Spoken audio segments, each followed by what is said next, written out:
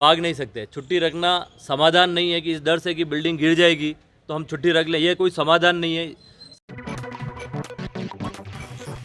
मावली विधानसभा क्षेत्र के सरपंच संघ ने सरकारी स्कूलों और अन्य सार्वजनिक भवनों की बदहाली को लेकर चिंता जताई है। संघ ने मावली उपखंड कार्यालय में तहसीलदार भरलाल मीणा को एक ज्ञापन सौंपा। ज्ञापन में बताया गया कि क्षेत्र के कई स्कूल, आंगनवाड़ी केंद्र और स्वास्थ्य केंद्र के भवन सालों से जर्जर हालत में हैं, जिनकी तुरंत मरम्मत की जरूरत है। सरपंच संघ ने सरकार से स्कूलों के लिए अलग से बजट जारी करने की मांग की। सरपंच संघ का यह भी कहना है कि एक अलग कमेटी का गठन कर सभी पंचायतों में सरकारी भवनों का निरीक्षण कराया जाए। उन्होंने सुझाव दिया कि इस कमेटी में स्थानीय पंचायत के प्रशासकों को भी जरूर शामिल किया जाना चाहिए। हाँ सर, आज एक ज्ञापन किस बात का दिया? आज पहले तो ये कि झालावाड़ की जो स्कूल में जो हादसा हुआ और 7 बच्चों की वहीं एट द स्पॉट स्कूल में डेथ हो गई और कई सारे बच्चे घायल हो गए।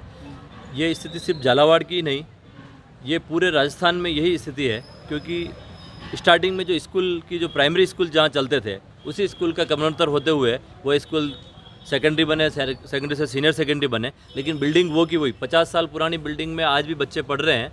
जहाँ हमारा भविष्य, इस देश का भविष्य यहाँ जहाँ पढ़ रहा है वो बिल्डिंग है, आज की तारीख में 50 साल पुरानी बिल्डिंग है, बिल्कुल कतई सुरक्षित नहीं है। हर जगह यही हालात है। आज कलेक्टर महोदय ने बारिश का हवाला देते हुए 2 दिन स्कूल बंद रखे हैं कि बच्चे नहीं आएंगे 2 दिन के लिए, लेकिन वास्तविकता इसके पीछे क्या है हम सभी को पता है कि आज की स्थिति में यह है कि सरकार के अंदर और जनप्रतिनिधियों में सब में ये भय का माहौल है कि कहीं कोई हादसा ना हो जाए।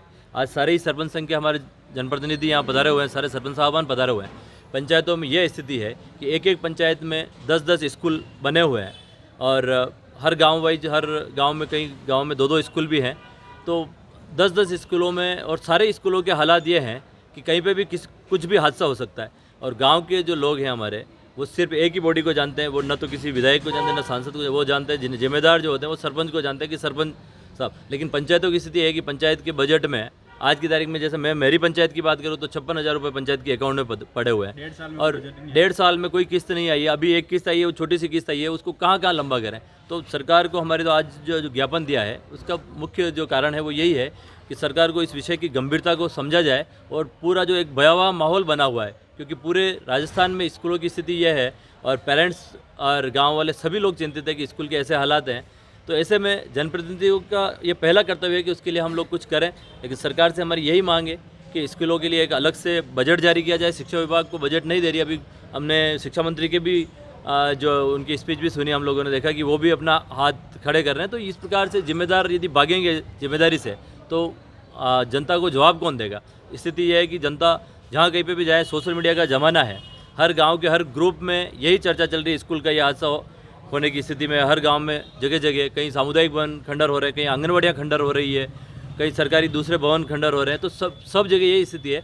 लेकिन बिल्डिंगों के मेंटेनेंस के लिए अलग से कोई ना कोई सरकार को बजट जारी करना चाहिए। स्थिति बहुत भयावह है और पंचायतों में सरपंचों के पास इतना बजट नहीं है, क्योंकि सरकार खुद किस्तें रोक के बैठी हुई है। तो ये बहुत गंभीर विषय है। आज सारे सरपंच साहबान इसी विषय को लेकर यहाँ आए हैं कि मुख्यमंत्री के नाम और राज्यपाल के नाम ये ज्ञापन दिया गया है कि इसमें कि सरकार को कोई ना कोई अलग से बजट की व्यवस्था करनी चाहिए। स्थिति आज सरपंच संघ मावली और फैमिली की तरफ से जॉइंट में मुख्यमंत्री जी के नाम एसडीओ साहब को, तहसीलदार जी को ज्ञापन दिया है।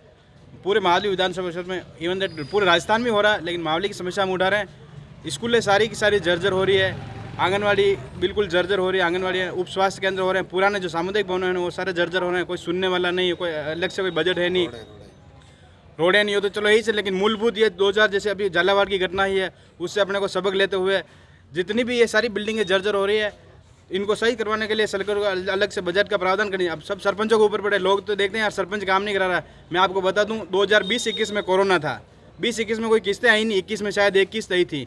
अभी सरकार वापस चेंज हुए, 1.5 साल हो गया, अभी 10-12 लाख एवरेज पंचायतों में किस्तें आई है 1.5 साल से। तो 10-12 लाख को सरपंच कहाँ लंबे करेंगे उसको। तो मेरा सरकार से ही निवेदन है कि जो भी बिल्डिंग हैं जर्जर हो रही है उनके लिए अलग से बजट का प्रावधान करें और प्रॉपर उनके मॉनिटरिंग करके काम करें। यूनिक वाली लिपापोती हो जाए उससे कोई मतलब नहीं है। कहीं ऐसी स्थिति हो रही है, कहीं स्कूलों में जैसे 5 की कोई बिल्डिंग है उसमें 3 कमरे, तीनों के तीनों उसको तोड़ रहे हैं। तो जब तक नए बने, अभी क्या पता साल भर में बने, 1.5 साल में बने, उसके लिए अलग से व्हीकल की व्यवस्था भी की जाए, बच्चों को कहाँ बढ़ाएगा, टीन शेड की व्यवस्था के जैसा भी है, और प्रॉपर मॉनिटरिंग करके इस काम को कराना चाहिए, यही है बस।